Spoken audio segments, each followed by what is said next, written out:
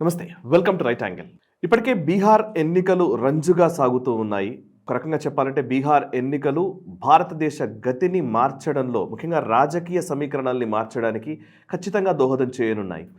ఈ నేపథ్యంలో అటు బీహార్ ఎన్నికలు జరుగుతున్న ఈ టైంలో మరొక వైపు కొన్ని రోజుల్లో పార్లమెంట్ శీతాకాల సమావేశాలు ప్రారంభం కాబోతున్నాయి. ఈ నేపథ్యంలో అంటే పార్లమెంట్ సెషన్స్ వచ్చే ముందు, బీహార్ లాంటి కీలకమైన రాష్ట్రపు ఎన్నికలు జరిగే ముందు ఏదో ఒక హడావిడి జరగాలి, ఏదో ఒక పెద్ద హిట్ జాబ్ నిర్వహించాలి అని నేను చాలా రోజుల నుంచి అనుకుంటూ ఉన్నాము. కరెక్ట్గా అది వాషింగ్టన్ పోస్ట్ ఆ బాధ్యతల్ని తీసుకుంది. వాషింగ్టన్ పోస్ట్ అదానీకి సంబంధించినటువంటి వ్యవహారాల విషయంలో ఒక తప్పుడు కథనాన్ని రాసింది. ఆ కథనాన్ని పట్టుకొని ఈరోజు భారతదేశ వ్యాప్తంగా ప్రతిపక్షాలు, లేకపోతే లెఫ్ట్ ఎకోసిస్టమ్, వీళ్ళందరూ కూడా అదానీ పైన, ముఖ్యంగా మోదీ పైన ఇక విపరీతమైనటువంటి విమర్శనాస్త్రాలు సంధిస్తూ ఉన్నారు.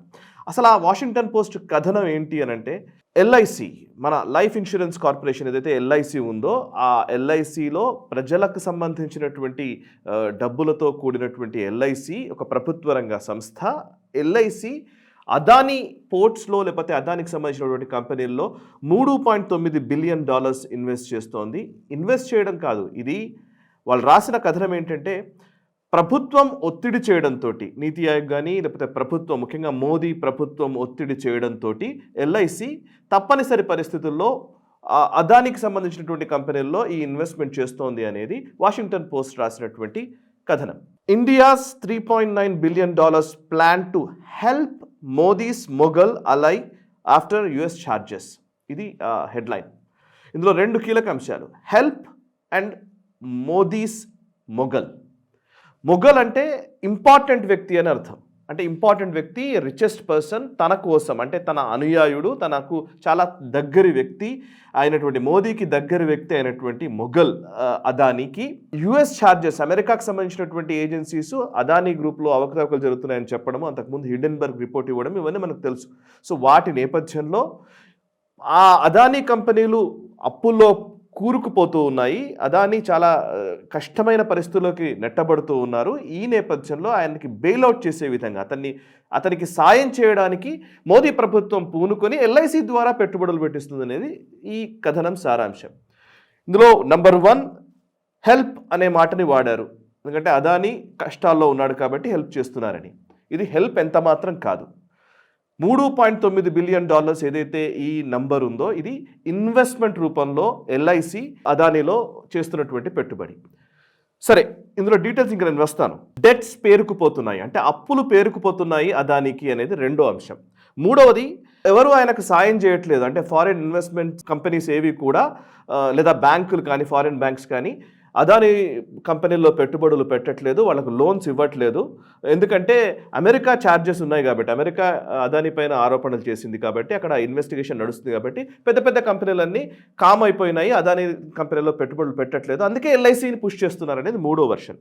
ఇక నాలుగో అంశం ఏంటంటే, ఎల్ఐసి ప్రజాధనాన్ని ఇటువైపు డైవర్ట్ చేస్తున్నారు అనేది నాలుగో అంశం. ఈ నాలుగు అంశాలకు క్లియర్గా నేను సమాధానం చెప్తాను. నెంబర్ 1, అసలు ఇది హెల్ప్ కానే కాదు, ఇది ఇన్వెస్ట్మెంట్.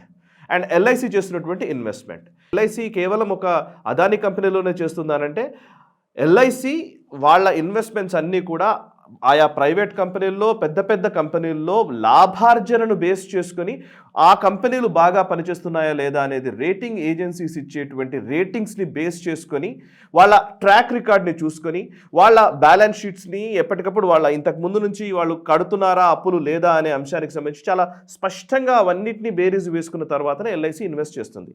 ఏ కంపెనీలో ఎల్ఐసి ఇన్వెస్ట్మెంట్స్ చేస్తుంది అని అంటే, ఇట్ ఇస్ నాట్ జస్ట్ ఒక్క అదానీ పోర్ట్లోనే మొత్తం డబ్బులు పెడుతోంది అన్నట్టుగా ఈ వాషింగ్టన్ పోస్ట్ కథనం రాశారు. కానీ ఐసిఐసిఐ ప్రుడెన్షియల్ కావచ్చు, నిప్పాన్ కావచ్చు, ఎస్బీఐ మ్యూచువల్ ఫండ్స్ కావచ్చు, హెచ్డిఎఫ్సి కావచ్చు, ఇలా చాలా కంపెనీస్కి అప్పులు ఇచ్చింది ఎల్ఐసి బాండ్స్ రూపంలో. And at the same time investments కూడా చేస్తోంది.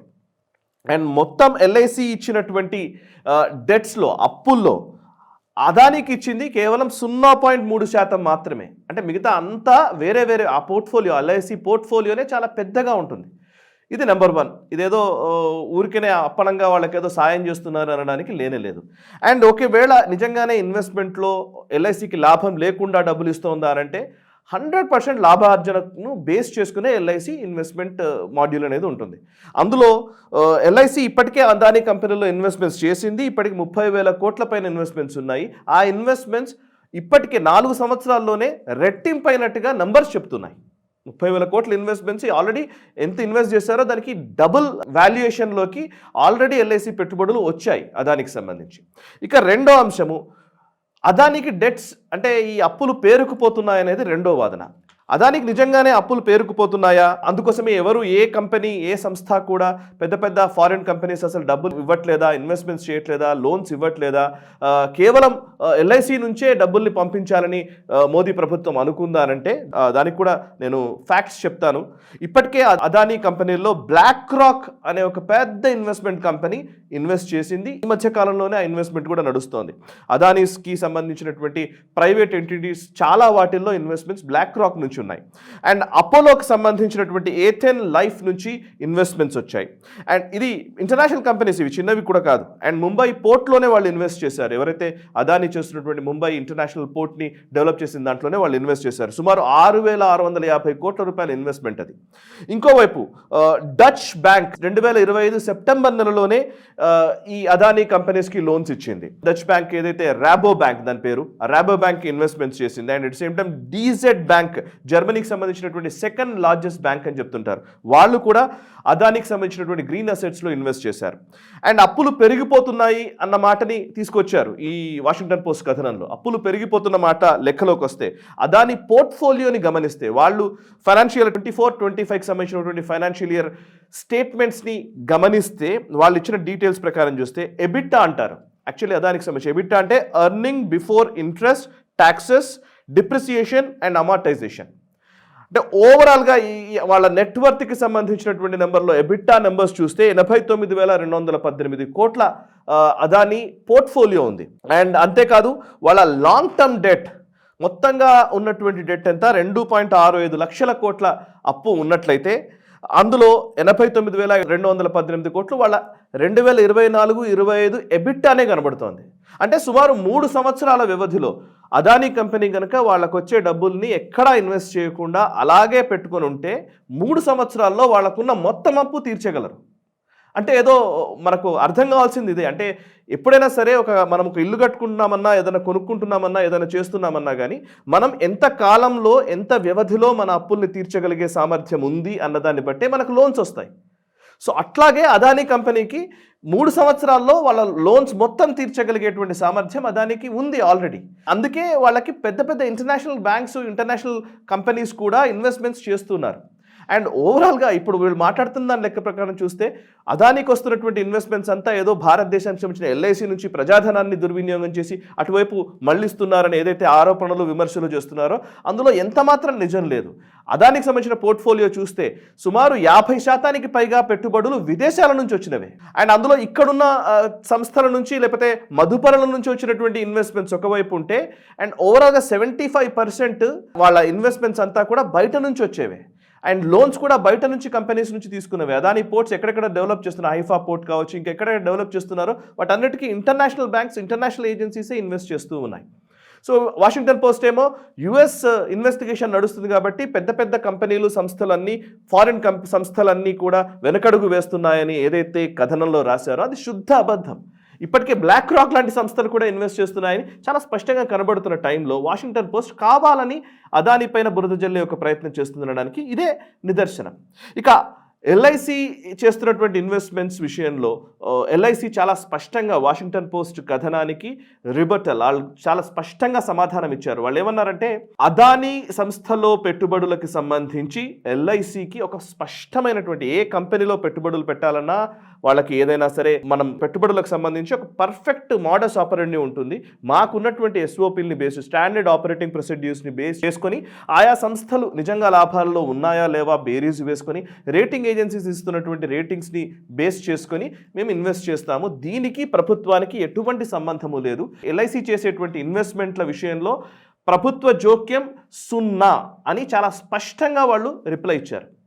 అయినప్పటికీ హిట్ జాబ్ అంటారు దీన్ని. కేవలం అదానీ పేరు పెట్టో, అంబానీ పేరు పెట్టో, మోదీ, అదానీ, అంబానీ వీళ్ళంతా ఒకటి అనే ఒక హిట్ జాబ్ బట్ట కాల్చి మీద పడేయడం అని అంటుంటారు. అట్లాగా ఇప్పుడు ఈ మొత్తం వ్యవహారాన్ని నడిపిస్తూ ఉన్నారు ప్రతిపక్షాలు, విపక్షాలు, ముఖ్యంగా లెఫ్ట్ ఎకోసిస్టమ్. అండ్ ఇప్పుడు బీహార్ ఎన్నికలు జరుగుతున్న టైంలో ఏదో జరిగిపోతుందన్న ఒక భ్రమను క్రియేట్ చేసి ఆ అబద్ధాన్ని ప్రజల్లోకి తీసుకెళ్లి తద్వారా లబ్ధి పొందాలనే ఒక కుట్ర ఇందులో కనబడుతోంది. ఇది కేవలం అదాని విషయంలోనేనా అంటే ఇంకా అనేకం ఉన్నాయి. ఇప్పుడు కేవలం వాషింగ్టన్ పోస్ట్ రాసిందా అంటే 4 రోజుల క్రితం ఇంకొక ఆర్టికల్ వచ్చింది బీబీసీలో. ఇది ఎవరూ గమనించలేదు. బీబీసీ ఆర్టికల్ ఏంటంటే gen Z rising, why young Indian aren't taking to the streets అని ఒక కథనం రాశారు. అంటే ఏంటంటే నేపాల్లో, మిగతా దేశాల్లో జెన్జీ పేరిట ఉద్యమాలు జరుగుతూ ఉన్నాయి, నిరసనలు చేస్తూ ఉన్నారు. కానీ భారత్లో ఎందుకు జరగట్లేదు అనేది బీబీసీ కథనం. భారత్లో జరగాలి, భారత్లో జరగడానికి అవకాశాలు ఉన్నప్పటికీ రోడ్ల మీదకి ఎందుకు జెన్జీ రావట్లేదు? జెన్జీ ఎందుకు రావట్లేదంటే ఎవరినో లీడ్ చేసే వాళ్ళు ఎవరూ లేరు. అంటే ఒక ప్రొవోక్ చేసినట్టుగా, అంటే కావాలని నిరసనలు చేయాలి, మోదీకి వ్యతిరేకంగా నిరసనలు చేసే విధంగా అందరినీ ప్రొవోక్ చేయడానికి వీలుగా బీబీసీ ఒక స్టోరీ రాసింది. నిజానికి ఆ స్టోరీని ఇంకా ఇప్పటికి ఎవరి కళ్ళల్లో పడలేదో మరి ఏంటో, కానీ దాన్ని ఎక్కువగా పిక్ చేయలేదు. చిన్న చిన్న రీజియనల్ ఛానల్స్, ఇప్పటికే మన తెలుగు ఛానళ్ళు వీళ్ళందరూ కూడా రాసి ఉండాలి అలాంటి జెన్జీ ప్రొటెస్ట్ మన దగ్గర ఎందుకు జరగట్లేదు, ఇది ఎందుకు చేయట్లేదు, ఇది చేయాలి కదా, ఇట్లాంటివన్నీ మన వాళ్ళు తీసుకురావాల్సి ఉండే, కానీ ఇప్పటివరకు రాలేదనంటే అది కొంచెం ఆశ్చర్యంగానే ఉంది. సో ఇప్పుడు ఈ జెన్జీ గురించి బీబీసీ ఒక స్టోరీ రాస్తుంది. అదే సమయంలో టారిఫ్ వార్ నడుస్తోంది యుఎస్ఏ తోటి. డీప్ స్టేట్ చాలా స్పష్టంగా మోదీని దించడమే పనిగా పెట్టుకొని పని చేస్తోందన్న విషయం మనకు చాలా స్పష్టంగా అర్థమవుతోంది. మొన్నటికి మొన్న ట్రంప్ అడ్మినిస్ట్రేషన్లో ఉన్నటువంటి యుఎస్ కామర్స్ సెక్రటరీ హావర్డ్ లిట్నిక్ ఒక స్టేట్మెంట్ ఇచ్చాడు. సెప్టెంబర్ 5th రోజు ఇచ్చిన స్టేట్మెంట్ ఇది. India will be back saying sorry, Trump will decide how to deal with Modi. Narendra Modi ఈ టారిఫ్ విషయంలో ఆయన వెనకడుగు వేస్తాడు, వచ్చి మా అమెరికా దగ్గరకు వచ్చి సారీ చెప్తాడు, ఆయన సారీ చెప్పి ఈ టారిఫ్ డీల్ చేసుకుంటాడు అనేది ఇక యుఎస్ కామర్స్ సెక్రటరీ చేసినటువంటి వ్యాఖ్య. ఈ సెప్టెంబర్ నెలలో వ్యాఖ్య ఇది. అండ్ అంతకుముందు జూన్ 4వ తేదీన అదే హావర్డ్ లిట్నిక్ ఒక వ్యాఖ్య చేశాడు. India's purchase of military equipment from Russia and its alignment with BRICS which advocates reducing dependence on the US dollar have rubbed the United States the wrong way. అమెరికాని wrong వేలో rub చేశారు. So ఇది దీని పరిణామాలు ఉంటాయి అని America already ఒక హెచ్చరిక జారీ చేసింది జూన్ నెలలోనే. సో వాళ్ళ కామర్స్ సెక్రటరీ చేసినటువంటి కమెంట్స్ ఇవి. జూన్ నెలలో చేసిన కామెంట్ చెప్పాను నేను, సెప్టెంబర్ నెలలో చేసిన కామెంట్ చెప్పాను నేను. ఇంకొక వైపు జెన్జీ ప్రొటెస్ట్ల పేరిట మన దగ్గర చేసినటువంటి తతంగాల్ని మనం చూస్తూ ఉన్నాము. టారిఫ్ల పేరిట అటు మన పైన ఒత్తిడి పెంచే ప్రయత్నం కూడా చేస్తూ ఉన్నారు. ఇవన్నీ ఒత్తిడులను అధిగమించి భారతదేశం ఒక అద్భుతమైనటువంటి ఫీట్ని మనం సాధించగలిగాం. అదేంటంటే అమెరికా టారిఫ్స్ విధించి మన ఎక్స్పోర్ట్స్ విషయంలో వాళ్ళకి ఆపే ప్రయత్నం చేశారు. అంటే వాళ్ళు 50% టారిఫ్స్ వేయడంతో భారతదేశం నుంచి అమెరికాకు కావాల్సినటువంటి ఎగుమతుల పైన ఎక్కువ సుంకాలు వేయడంతో అది ఎవరు తీసుకోరు. సో మనకు నష్టం వాటిల్లే ప్రమాదం ఉంది. సో ఆ నష్టాన్ని అధిగమిస్తూ భారత కంపెనీలు డైవర్సిఫై చేసుకున్నాయి.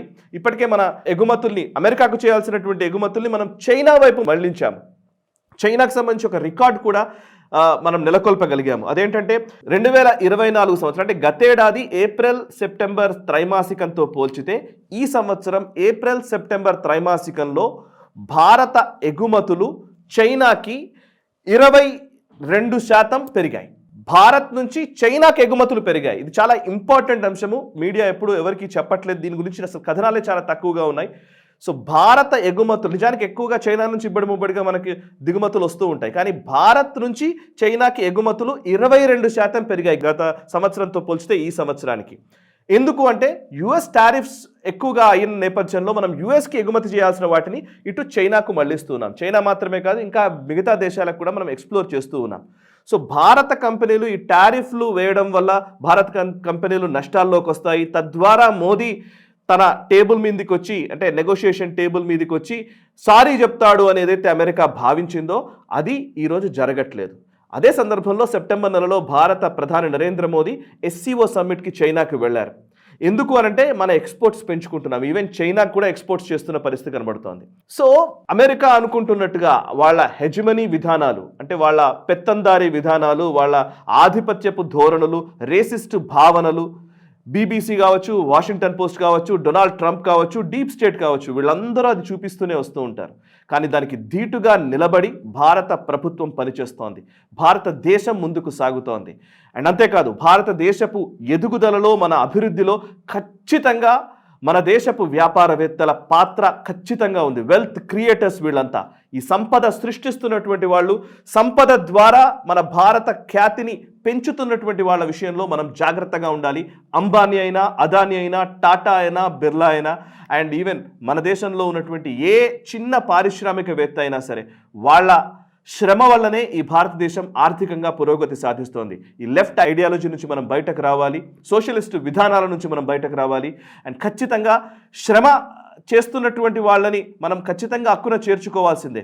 కానీ ఆ శ్రామికులకు కనీస వేతనాలు కల్పించడంలో కూడా విఫలమైనటువంటి ప్రభుత్వాలు అనేకం ఉన్న నేపథ్యంలో లక్షలాది మందికి ఉద్యోగాలు ఇస్తున్నటువంటి అంబానీలు, అదానీల విషయంలో మనం వాళ్ళ విషయంలో నెగటివ్గా ఉండకూడదనేదే నా అభిప్రాయం. ఈ వీడియో నచ్చితే లైక్ చేయండి, 10 మందికి షేర్ చేయండి, మీ కమెంట్స్ ద్వారా మీ అభిప్రాయాలు మాతో పంచుకోండి. మనసా వాచా కర్మణ, దేశహితం కోసం నేషనలిస్ట్ హబ్. ఈ వీడియో మీకు నచ్చినట్టయితే లైక్ చేయండి, 10 మందికి షేర్ చేయండి. అలాగే కామెంట్ల రూపంలో మీ అభిప్రాయాలను మాతో పంచుకోండి. Nationalist hub group of channels ను సబ్స్క్రైబ్ చేసుకుని తెలుగునాట జాతీయవాద జర్నలిజాన్ని ప్రోత్సహించండి. ఈ వీడియో కింద ఉన్న బెల్ ఐకాన్ పై క్లిక్ చేయడం మర్చిపోవద్దు.